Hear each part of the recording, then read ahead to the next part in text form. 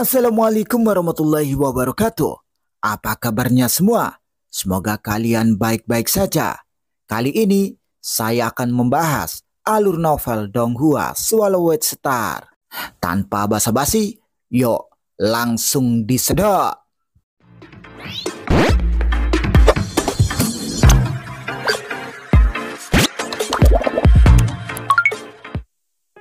Melanjutkan dari cerita sebelumnya, malam pun tiba. Saat ini, di dalam gua besar milik klan Diarong, GR pergi ke klan Magili lagi. Dia memang dekat dengan Magili Fayot. Lelaki tua dengan alis tebal itu berpikir, dia menghabiskan lebih banyak waktu dengan Magili Fayot daripada denganku, ayahnya. Dia senang karenanya, karena klan Magili adalah salah satu dari 5 keluarga besar. Tiba-tiba, aura berwarna darah langsung menyerbu ke dalam rumah gua besar itu, dan formasi yang telah berjalan di rumah gua besar itu hancur berkeping-keping dalam sekejap mata. Siapa? Lelaki tua beralis tebal, Diarong Yan, menjadi pucat, dan gelombang mengerikan meletus darinya, menyebarkan cahaya merah menyilaukan ke arah aura berwarna darah. Alam semesta yang terbentuk oleh satu pikiran.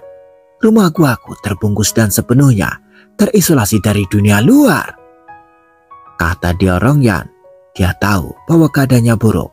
Dalam sekejap, ia menampakkan wujud aslinya yang besar, makhluk dengan ekor berbulu dan rambut merah berdiri tegak. Apa yang terjadi?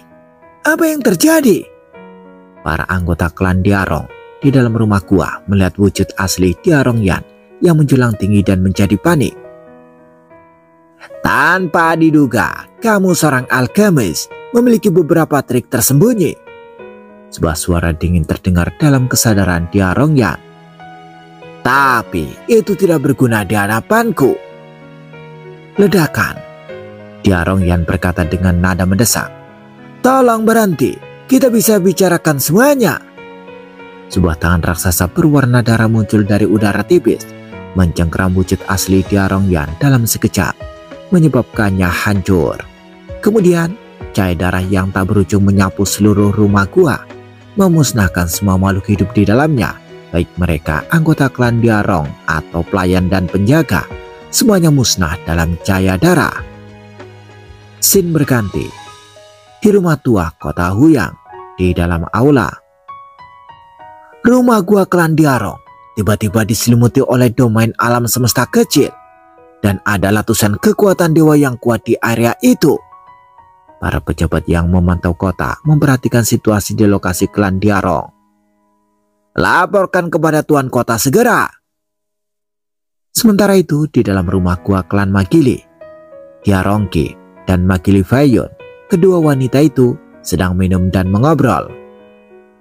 Aku suka kakak laki-lakiku, tapi dia mengabaikanku, kata Magili Fayot yang mabuk sambil mengoceh. Aku ingin menjadi murid untuk belajar di bawah komandan Magili Xiao, tetapi dia memandang rendahku. Aku ingin belajar di bawah Dewa Luohe, tetapi dia juga memandang rendahku, kata Diarong Ki yang juga minum dan gelisah. Tiba-tiba, token komunikasi Diarong Ki menerima pesan. GR, orang yang membunuhku adalah presiden perkumpulan ular piton darah, Muyang. Ingat ini. Sebuah pesan terakhir tersampaikan. Ayah. Diarong Ki menggigil langsung sadar. Apa yang terjadi? Magili Fayot yang masih mabuk bertanya dari samping. Diarong Ki duduk di sana dengan linglung. Air mata mengalir di wajahnya. Magili Fayot melihat temannya menangis dan segera menjadi waspada, buru-buru bertanya. Shoki, ada apa? Apa yang terjadi? Ayahku sudah meninggal, jawab Diarong Ki tanpa ekspresi. Ayah, Diarong Ki tahu betul bahwa ayahnya adalah orang yang paling mencintainya di dunia ini, bersedia memberikan segalanya untuknya. Yanmo sudah mati. Magili Fayot tidak dapat mempercayainya. Bagaimana mungkin? Yanbo adalah dewa sejati abadi. Siapa yang membunuhnya? Tanya Magili Fayun. Dia memang sudah terbunuh. Sebuah desain bergema. Itu adalah Magili Meng, penguasa klan Magili saat ini. Karena Magili Shio tidak punya waktu untuk mengurus urusan keluarga. Ayah, Magili Fayun menatap ayahnya. Baru saja semua makhluk hidup di cabang utama keluarga Diarong dibantai di rumah gua mereka. Tidak ada satupun yang tersisa. Sekarang hanya beberapa cabang keluarga Diarong yang tersisa, kata Magili Meng. Ayah, siapa pelakunya? Tanya Magili Fayun. Diarongki juga melihat ke arah Magili Meng. Magili Meng segera berkata, sebelum kematiannya, Diarongyan berkomunikasi melalui transmisi karma, menghubungi banyak teman dan mengatakan bahwa pembunuhnya adalah Muyang, presiden perkumpulan piton darah. Ayahku juga mengirimiku pesan yang juga mengatakan pembunuhnya adalah presiden perkumpulan ular piton darah. Seluruh rumah gua, termasuk ayahku, lebih dari 10.000 makhluk, dari dewa sejati abadi hingga anak-anak termuda, tidak ada yang selamat. Transmisi pribadi ayahku adalah bukti kuat. Bukankah seharusnya istana tuan kota mengambil tindakan? Kata Diarongki dengan suara serak. Magili Meng menggelengkan kepalanya berkata, presiden perkumpulan ular piton darah bukanlah dewa sejati abadi biasa. Ia memimpin sebuah faksi dan membunuhnya bukanlah tugas yang mudah. Itu memerlukan diskusi di antara 5 keluarga besar. Selain itu, transmisi ayahmu dihitung. Selain itu, transmisi ayahmu tidak dihitung sebagai bukti konklusif.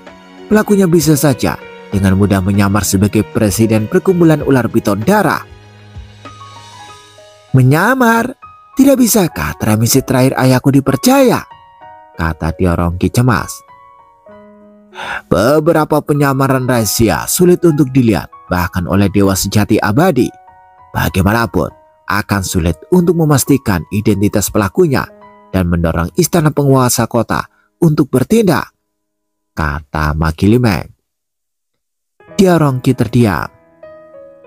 Setelah kematian ayahmu, banyak industri yang berada di bawah namanya, termasuk gua dan toko alkimia, akan sulit bagimu, seorang dewa sejati ruang hampa, untuk mengolahnya. Klan Magili kami dapat membantu mengambil alih, kata Magili Meng sambil menggelengkan kepalanya. Ayah, Magili Fayun berbicara dengan cemas. Jangan khawatir, aku tidak akan memanfaatkan ini. Aset ini bernilai 20.000 pasir kosmik dan akan disimpan atas namamu di pavilion Yanfeng. Kamu tidak boleh membawa terlalu banyak pasir kosmik, kata Magili Meng. Terima kasih, Paman Meng, kata Diarongki penuh rasa terima kasih. Di seluruh kota Huya, hanya sedikit orang yang bisa membunuh presiden perkumpulan ular piton darah dengan percaya diri. Jadi, untuk membunuhnya, Anda perlu kesabaran yang cukup untuk menunggu kesempatan yang tepat, kata Magili Meng. Diarongki bertanya, bisakah Komandan Magili bergerak? Aku akan menyerahkan semua 20.000 pasir kosmik. Tidak sesederhana itu, kata Magili Meng sambil berbalik dan pergi. Saoki, tinggallah di tempatku. Tidak ada yang bisa mengancammu di sini, kata Magili Fayun. Aku ingin ketenangan, kata Diarongki lembut. Baiklah, aku tidak akan mengganggumu, kata Magili Fayun sambil bangkit dan pergi.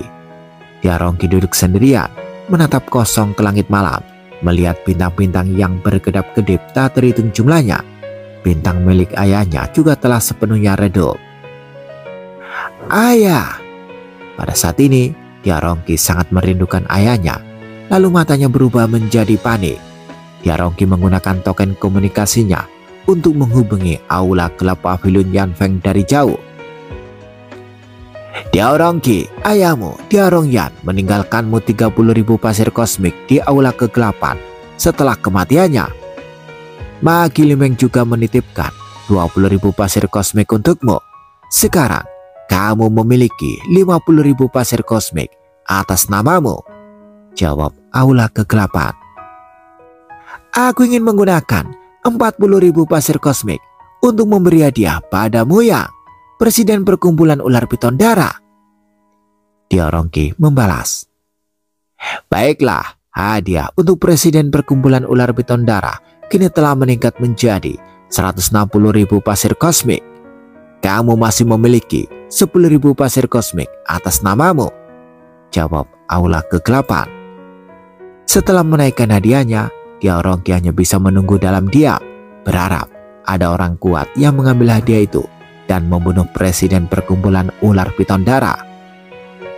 Di kantor pusat Perkumpulan Piton Darah.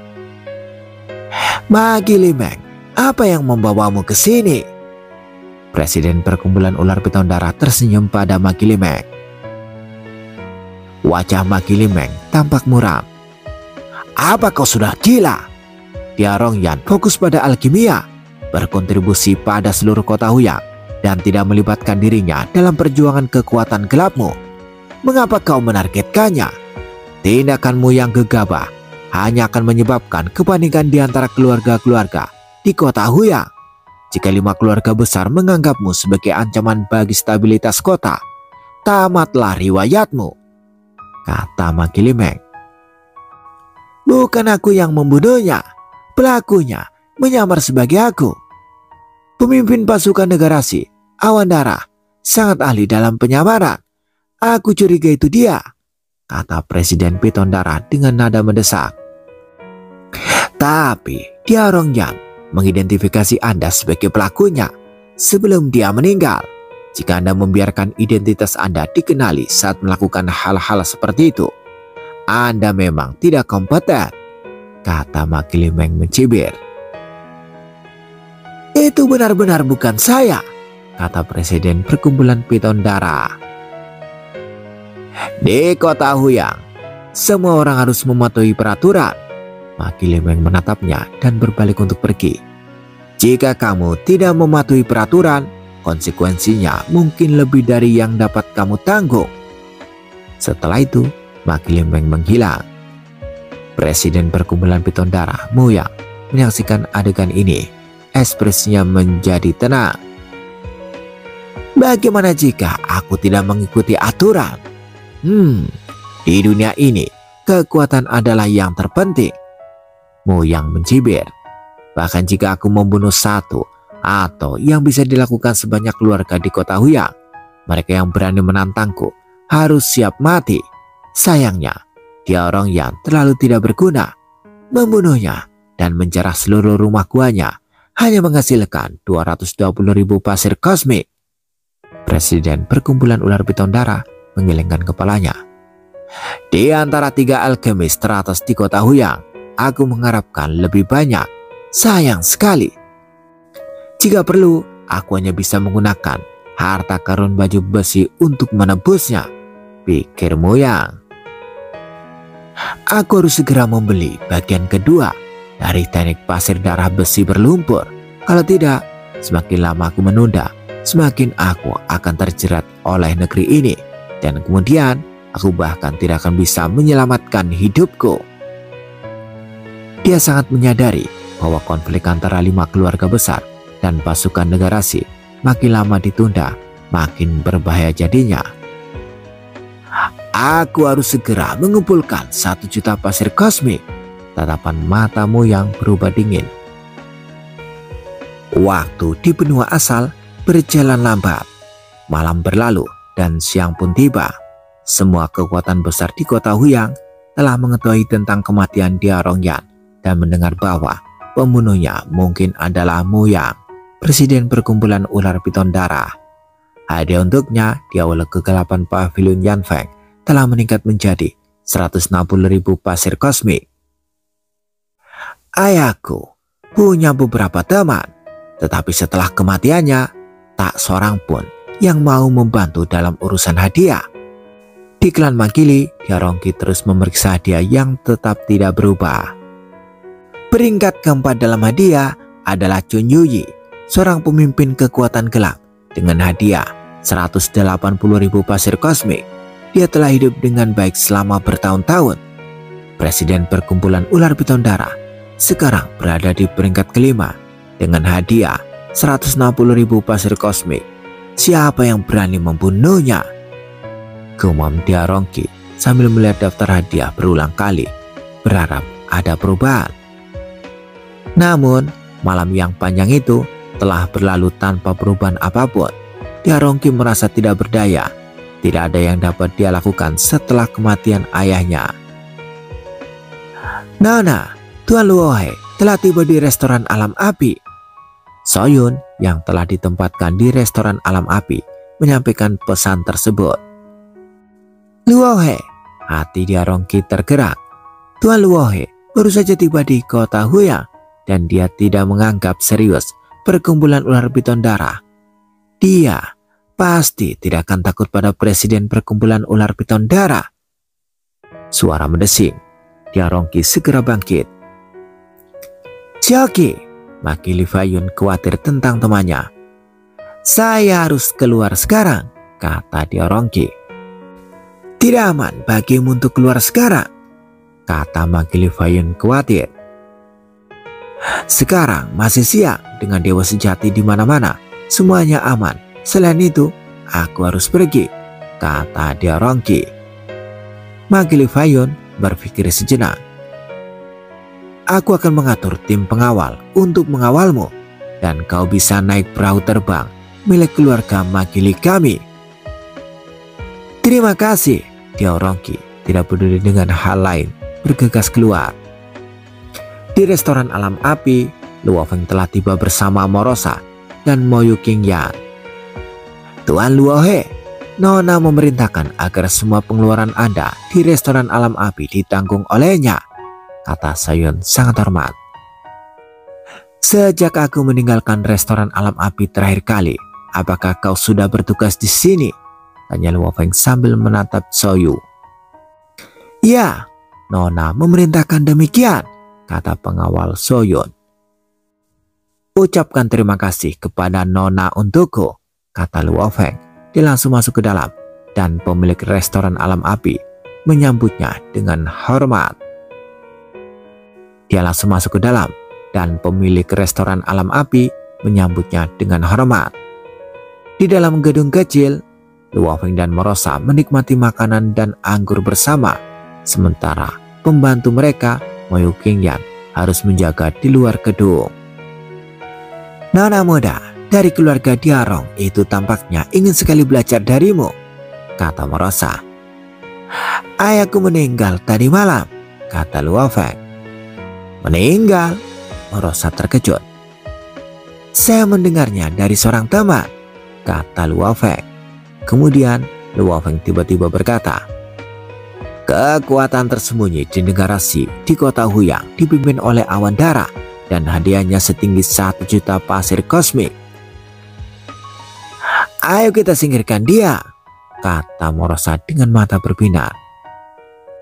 Tapi kita tidak dapat menemukannya. Apakah kau punya cara untuk menemukannya? Tanya Luo Feng. Aku belum pernah melihatnya sebelumnya. Jika aku pernah melihatnya sekali, aku yakin punya cara untuk menemukannya, kata Morosa sambil mengerutkan kening. Sayang sekali. Tuan, di luar terdengar suara Moyu Qingyan. Diarongki datang berkunjung. Dia datang. Biarkan dia masuk, kata Luo Feng yang menatap hidangan di hadapannya. Moyu Qingyan yang selalu waspada minggir dan berkata, Tuan akan menemuimu sekarang. Diarongki melihat dewa sejati muda dan kemudian memasuki bangunan kecil itu sendirian.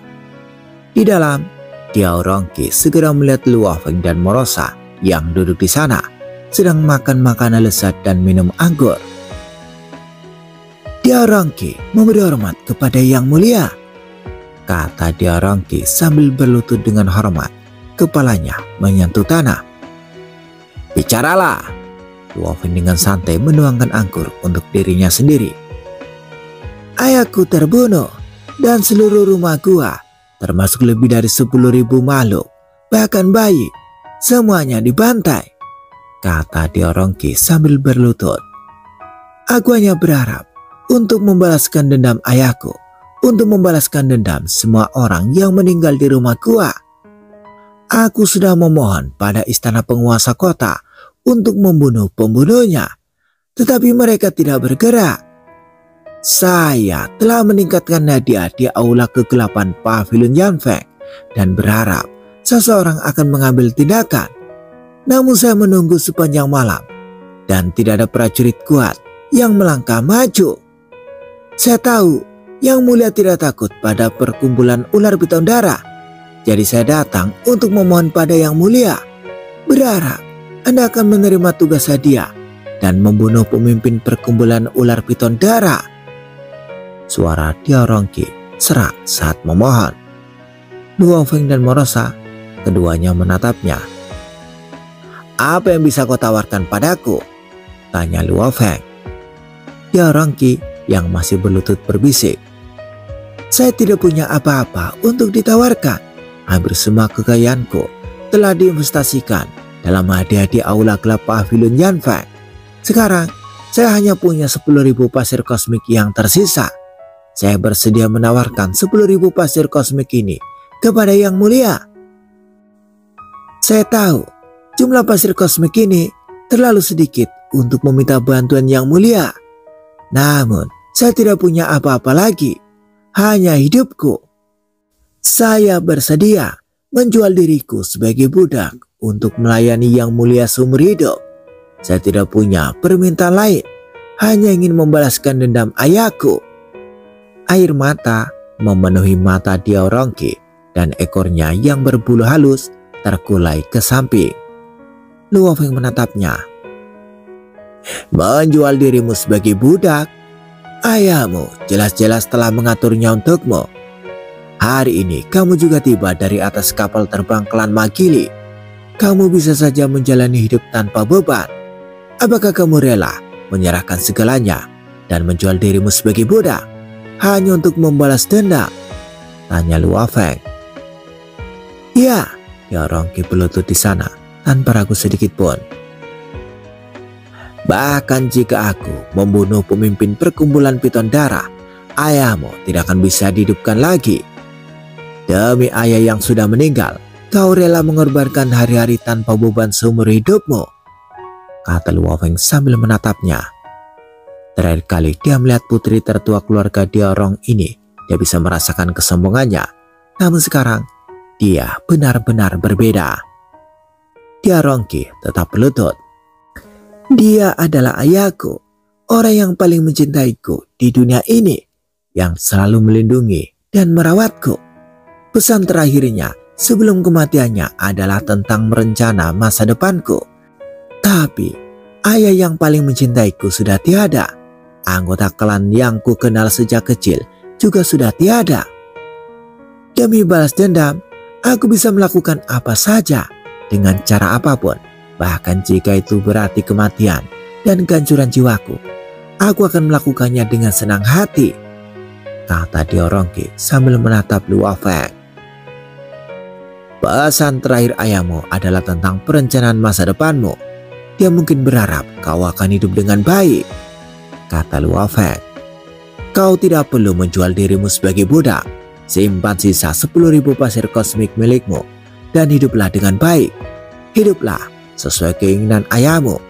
Mengenai permintaanmu agar aku bertindak, aku sudah berencana untuk menerima tugas hadiah.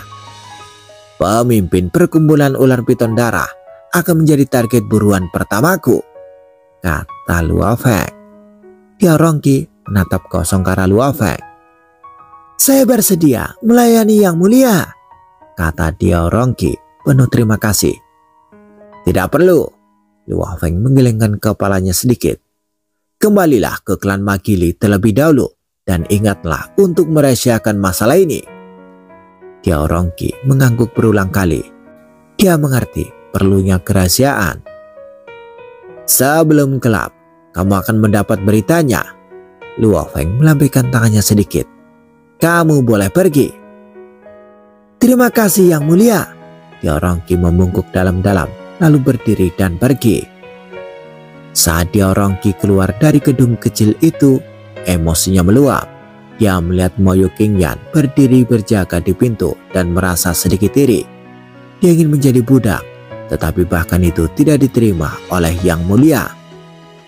"Nona," Suoyun segera datang untuk menyambutnya. "Suoyun, ayahku sudah meninggal. Keluarga Diorong sudah tamat. Kau tidak perlu menjadi pengawalku lagi," kata Diorongki. Dia menepuk bahu Suoyun dan sebuah botol giok muncul di jubah Suoyun. Suoyun tertegun, hampir tidak dapat mencapainya. Suoyun tertegun, hampir tidak dapat mempercayainya. Diorongki segera berangkat dengan kapal terbang klan Magili. Keluarga Diorong sudah tamat. Suoyun yang selama ini menjaga restoran alam api kecil tidak dapat mendapat informasi lengkap dan tidak tahu apa yang terjadi tadi malam. Dia merasakan botol giok kecil itu dengan kekuatan dewanya dan tidak bisa menahan rasa gembira. 500 kristal kekacauan. Nona muda itu benar-benar murah hati. Dengan ini, aku bisa membeli sumber daya untuk menyempurnakan tubuh dan garis keturunan dewaku. Bersama dengan teknik warisan sebelumnya, aku punya peluang bagus untuk menjadi dewa sejati ruang hampa, pikir Suoyun dalam hati, merasakan gelombang kegembiraan dan berbalik untuk pergi. Pada saat ini, pemilik restoran alam api, si penjaga hitam, juga melihat Suoyun pergi. Penjaga Suoyun ini sudah lama tinggal di restoran alam apiku. Sekarang dia akhirnya pergi, pikir si jaga hitam. Putri tertua dari keluarga Diorong juga tampak aneh sebelumnya. Dia biasanya membawa tim pengawalnya, tetapi kali ini dia datang dengan kapal terbang milik klan Magili. Si jagal hitam merasa ada yang tidak beres. "Tukang jagal hitam!" Tiba-tiba sebuah suara memerintah terdengar dan seorang pria berambut merah, Tuan Moyo, tiba di restoran alam api bersama beberapa bawahannya. "Tuan Aula Duan," si jagal hitam yang gemuk menyapa dengan antusias. "Tuan Aula Duan, jarang sekali melihat Anda di restoran kecilku," kata si jagal hitam dengan hangat. "Tukang jagal hitam, saya di sini untuk mengantarkan pesan," kata Tuan Moyon. Si jagal hitam bertanya dengan rasa ingin tahu. "Pesan apa?" "Presiden telah memerintahkan agar semua bisnis di dalam wilayah perkumpulan piton darah kita membayar biaya upeti sebanyak 100 upeti sekaligus," kata Tuan Moyon.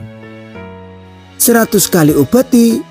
Si jagal hitam terkejut dan buru-buru berkata, "Bukankah kita selalu membayar 1 upeti setiap kali? Aku tidak pernah mengecewakan perkumpulan piton darah."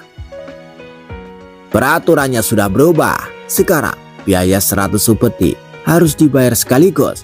Setelah pembayaran ini, pembayaran berikutnya akan dilakukan dalam 100 upeti." Tuan Moyun tersenyum. "Kami di perkumpulan piton darah tidak mengenakan biaya berlebihan." Si jagal hitam buru-buru berkata, "Tapi dari mana aku bisa mendapatkan sebanyak itu?"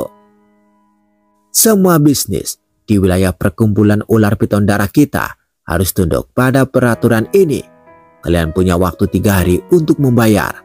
Kalau tidak, kalian harus tahu konsekuensinya jika menentang perkumpulan ular piton darah," kata Tuan Moyon. Wajah si jagal hitam berubah muram. "Pesan sudah tersampaikan.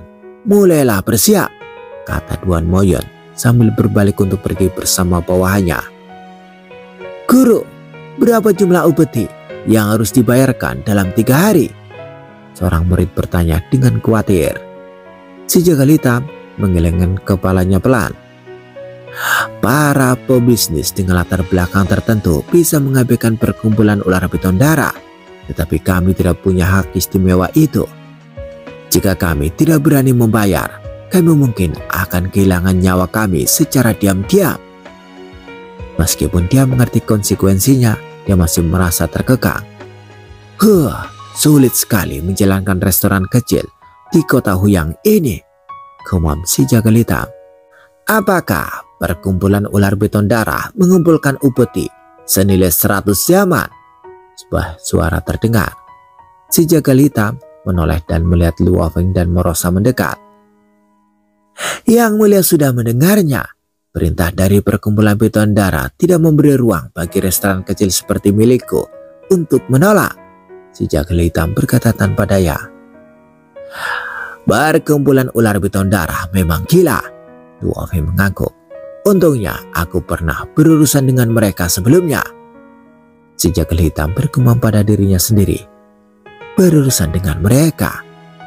Siapa di kota Huyang yang tidak tahu bahwa Luo He telah menekan perkumpulan piton darah, memaksa mereka dengan patuh memberi kompensasi dengan 20.000 pasir kosmik. Aku akan berbicara mewakilimu saat waktunya tiba. Itu akan membalaskanmu dari biaya upeti ini, kata Luo Feng. Ini benar-benar terlalu merepotkan bagi yang mulia, kata si jagal hitam dengan cepat.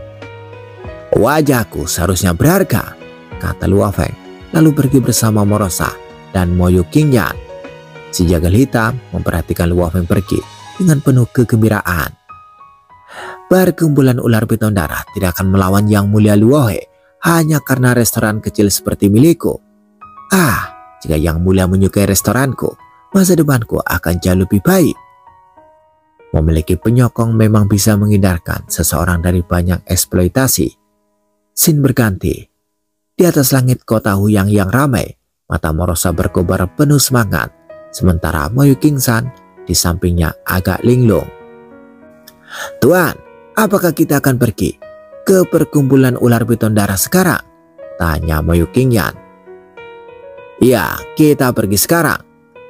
Luo Feng mengangguk. Ayo pergi. Suara mendesik. Luo Feng membawa kedua pelayannya berubah menjadi aliran cahaya kabur dan langsung menuju markas besar perkumpulan piton darah. Tak lama kemudian, markas besar perkumpulan piton darah yang luas dan megah pun terlihat. Banyak anggota perkumpulan piton darah terlihat tersebar di mana-mana dengan formasi yang berjalan, memancarkan aura yang sangat menakutkan. Kalian berdua tetaplah di luar dan berjaga, kata Luo Feng sambil melirik Merosa. Ya Tuan, jawab Merosa sambil meraih Moyu Qingyan yang sedikit bingung. Merosa juga mengirimkan pesan mental. Tuan, tenang saja, bahkan jika presiden perkumpulan piton darah mencoba melarikan diri, aku bisa menjegatnya.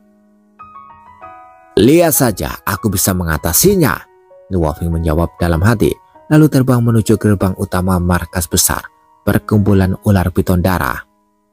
Simpan tubuh presiden untukku, Merosa berucap dalam hati, merasa serakah. Pada saat ini, Luo Feng sudah terbang mendekati gerbang utama markas besar perkumpulan piton darah. Pada saat yang sama, menggunakan token komunikasi aula kegelapan Pavilion Yanfeng, dia langsung menerima tugas membunuh presiden perkumpulan piton darah, Mu Yang. Bersambung, bagaimana kelanjutan kisahnya? Tunggu jawabannya di episode selanjutnya. Dadah, semoga paham.